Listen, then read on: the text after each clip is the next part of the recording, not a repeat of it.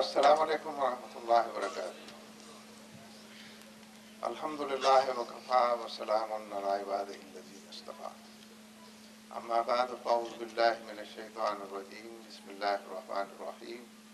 واعتصموا بحبل اللہ جميعا ولا تفرقوا، صدق اللہ العظیم۔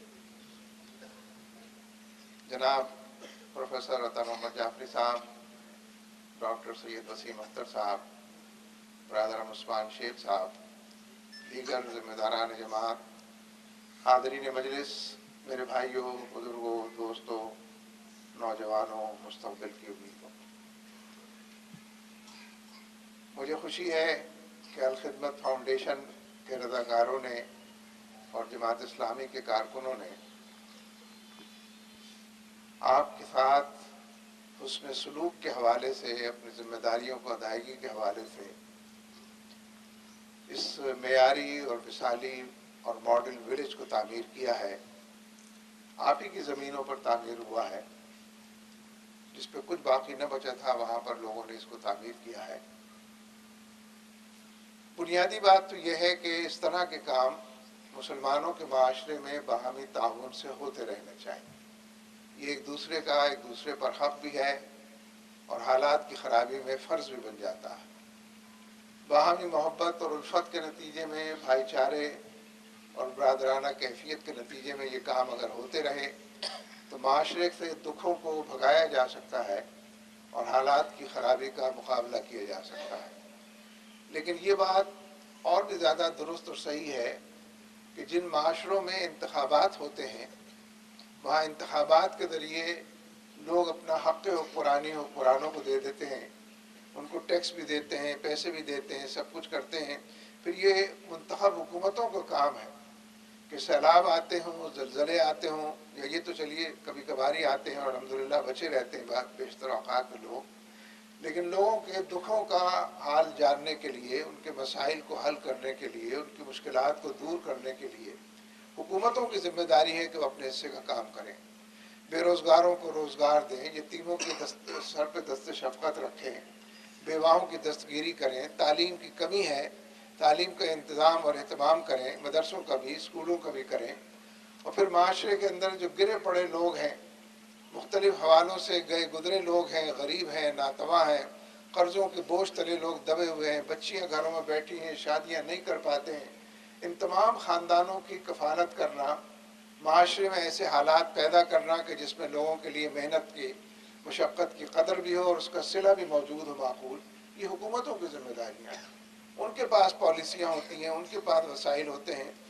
لیکن ہم پچھلے کافی عرصے سے ایسی حکومتوں کے چکر میں اور چنگل میں پھنس گئے ہیں کہ جو آ کے اپنا پیٹ بھرتی ہیں، اپنی تجوریوں میں اضافہ کرتی ہیں، لوٹ مار کرتی ہیں، کرپشن میں نئی مثالیں، نئی نظیر قائم کرتی ہیں، عوام کو مسترد کرتی ہیں، جن کے ووٹ سے وہ منتخب ہوتے ہیں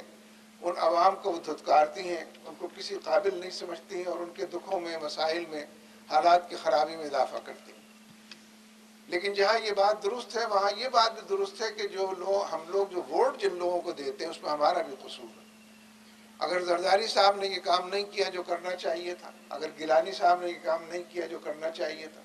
اگر شہباز شریف نے یہ کام نہیں کیا جو کرنا چاہیے تو ان کو ووٹ کس نے دیے تھے؟ جن لوگوں نے ووٹ دیے ہیں وہ بھی ان کے جرم میں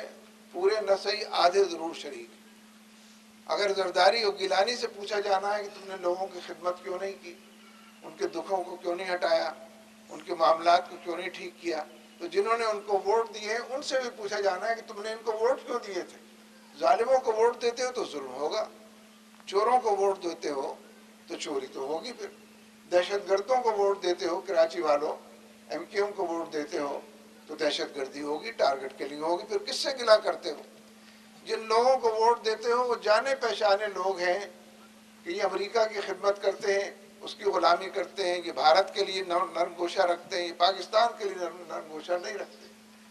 اس لیے ہم یہ سمجھتے ہیں اور الخدمت اور جماعت اسلامی یہ پیغام بھی سب تک پہنچانا چاہتے ہیں کہ جہاں گرے پڑے لوگوں کی مدد کرنا، حالات کی خرابی میں ان کے کام آنا ضروری ہے، اور اس میں جو کم سے کم ہو سکتا ہو، جیسے یہ ولیج ہے اسی طرح پورے ملک کے اندر جگہ جگہ اس طرح کی چیزیں ہیں جہاں یہ کام کرنا ضروری ہے، وہاں یہ بھی ضروری ہے کہ لوگوں کو بتایا جائے کہ اب پھر اگر ووٹ کا مرحلہ آئے گا تو لوگ جھولیاں بھر بھر کر جن کو ووٹ دیتے ہیں پورے 5 سال ان کو جھولیاں بھر بھر کر گالیاں اور بددعائیں بھی دیتے ہیں. تو گالیاں اور بددعاؤں سے بچو، اور اس کا طریقہ یہ ہے کہ ان کو جھولیاں بھر کر ووٹ نہ دو. ان لوگوں کو ووٹ دو کہ جو خدمت کر خدمت وہی کرے گا جو اللہ پر یقین رکھتا ہو اور نبی اکرم صلی اللہ علیہ وسلم کی سنت ثابتہ پر عمل کرتا ہو. خدمت وہی کرے گا کہ جس کی امانت اور دیانت کے حوالے سے لوگ جانتے پہچانتے ہوں، اسی کے حوالے کو مضبوط کرنے کی ضرورت ہے. تو میں جہاں ان تمام مکینوں کو مبارکباد دیتا ہوں جن کے حصے میں یہ گھر آئے ہیں اور جن کو اللہ تبارک و تعالیٰ نے اثر نو گھر عطا کیے ہیں، ان لوگوں کو مبارکباد دیتا ہوں جنہوں نے تعمیرات کے اس کام میں نقشہ بھی بنایا ہے، مسلسل نگرانی کی ہے، کام کیا ہے اور بالآخر اس پوزیشن میں آئے کہ تمام لوگوں کو ان کے گھر حوالے کر دیں. وہیں میں ان تنظیمی جماعت سے تعلق رکھنے والے لوگوں سے بھی یہ بات کہتا ہوں کہ ان تمام کاموں میں آج جتنا حصہ آپ ڈال رہے ہیں ڈاکٹر صاحب، اس کو بڑھائیے، لوگوں سے جا کر مدد لیجئے. یہ اس کام کو کئی گنا ہر جگہ پر کرتے چلے جائیے، ہر ضلع کے اندر اپنے نیٹ ورک کو، اپنی تنظیم کو بڑھائیے، اپنے ووٹر کی تعداد بھی بڑھائیے، خدمتگار لوگوں کی، ڈونرز کی تعداد بھی بڑھائیے. اس لیے کہ اللہ تعالیٰ کی طرف سے ہم پر یہ فرض عائد ہوتا ہے، ہم 2 وقت کھانا کھائیں اور ہمارا پڑوسی کو کھانا میسر نہ ہو، ہم اپنے بچوں کو اچھی تعلیم دیں اور محلے کے اندر سینکڑوں بچے ہوں جن کو تعلیم میسر نہ ہو، ہم ہر حوالے سے اپنے آپ کو بہتر پاتے ہوں لیکن دوسروں کے ساتھ اچھا سلوک نہ کرتے ہوں، تو اللہ تعالیٰ کی پکڑ اور باسپرس سے ڈرنا چاہیے، اس کے حساب کے دن سے ڈرنا چاہیے، اور اس کام کو زیادہ وسعت کے ساتھ، پھیلاؤ کے ساتھ دور تک لے جانا چاہیے. میں آپ سب کے لیے خیر کی دعا کرتا ہوں اور اللہ تعالیٰ سے امید رکھتا ہوں کہ وہ ہمارے کاموں میں برکت عطا فرمائے گا اور آنے والے انتخابات کے اندر بھی چوروں اور لٹیروں سے اور امریکہ کے غلاموں سے ہم کو نجات دلائے گا. وآخر دعوانا الحمدللہ رب العالمین والصلاة والسلام علی رسولہ الکریم وعلی آلہ وصحبہ اجمعین. ربنا ظلمنا انفسنا وان لم تغفر لنا وترحمنا لنكونن من الخاسرین. ربنا لا تزغ قلوبنا بعد إذ هديتنا وهب لنا من لدنك رحمة إنك أنت الوهاب. اللهم أرنا الحق حقا وارزقنا اتباعه وأرنا الباطل باطلا وارزقنا اجتنابه. اللهم انصر الإسلام والمسلمين، اللهم انصر المجاهدين في كل مكان، اللهم انصرهم نصرا عزيزا. وصلی اللہ تعالی علی خیر خلقہ محمد آلہ وصحبہ اجمعین برحمتہ. میں ایسی نہیں ہے کہ جو اکیلے پورے ملک کے اندر الیکشن لڑ سکے. تمام پارٹیاں کسی نہ کسی کے ساتھ الیکٹورل الائنس میں بھی جائیں گی، ایڈجسٹمنٹ بھی کریں گی، لیکن ظاہر ہے یہ کام الیکشن کی تاریخ کا اعلان ہونے کے بعد ہوگا. سر ابھی یہ جو اعتزاز احسن نے بہانہ بنایا کہ میں بیمار ہوں، 12 اپریل تک اتنا لمبا کر دیا، عوام ذلیل ہو گئی اس حکومت سے اور حکومت جو ہے نا وہ مجھے اتفاق ہے آپ کی بات سے اتفاق ہے، اور میں نے چیف جسٹس سے ایک سے زیادہ مرتبہ یہ سوال کیا ہے کہ چیزوں کو سافٹ پیڈل کر رہے ہیں، ہلکے ہلکے لے کر چل رہے ہیں اور اس کے نتیجے میں لوگوں میں بددلی پھیل رہی ہے. اب تک تو وزیر اعظم کو جیل میں ہونا چاہیے تھا اور لوگوں کے سامنے ایک مثال قائم ہو جانی چاہیے تھی کہ جو عدالت کی بے حرمتی کرے گا،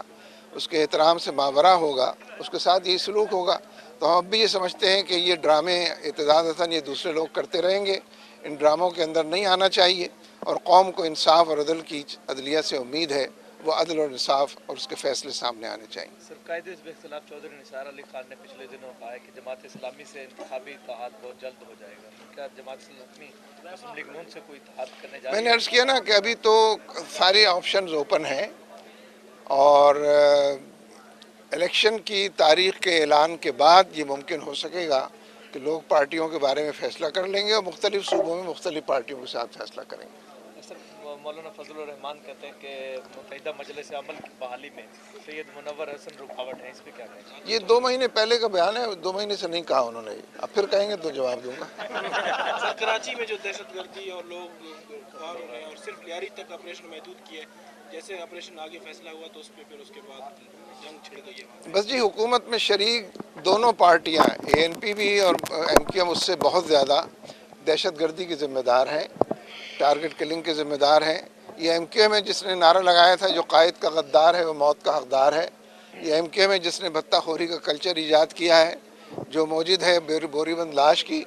ان کو حکومت میں شامل کرنے کا مطلب ہی یہ ہے کہ دہشت گردی کو فروغ حاصل ہوگا. تو دہشت گردی سے نجات کا طریقہ یہ ہے کہ ان کو اپوزیشن میں بیٹھنے دیا جائے اور پیپلز پارٹی اپنی اکثریت کے بل پر سندھ کے اندر حکومت بنائے اور پھر ان کو اپوزیشن میں بٹھا کر قانون کا کوڑا ان پر برسائے اور نافذ کرے. اس کے بغیر نہ ٹارگٹ کلنگ ختم ہوگی نہ دہشت گردی سے نجات ملے گی. سر آپ نے لیہ میں فرمایا کہ موجودہ حکمران جو ہیں وہ ظالم ہیں, ان کو عوام کی کوئی بھی فکر نہیں ہے, روز بروز حالات خراب ہوتے جا رہے ہیں, عوام میں ان سے نجات کے لیے اٹھ کھڑے ہوں. تو کیا جماعت اسلامی عوام کی رہنمائی کے لیے موجودہ حکومت کے خاتمے کے لیے کوئی لانگ مارچ یا تحریک کا آغاز کرنے؟ ہم نے تو پرسوں بھی دھرنا دیا ہے پارلیمنٹ کے سامنے, اور اب نیٹو کی سپلائیز کے حوالے سے جہاں جہاں سے یہ روٹ گزرتے ہیں وہاں پر مزاحمت کریں گے. تو مسنگ پیپل کے حوالے سے بھی ہمارا یہی موقف ہے اور رویہ ہے. تو انشاءاللہ یہ کام ہمیں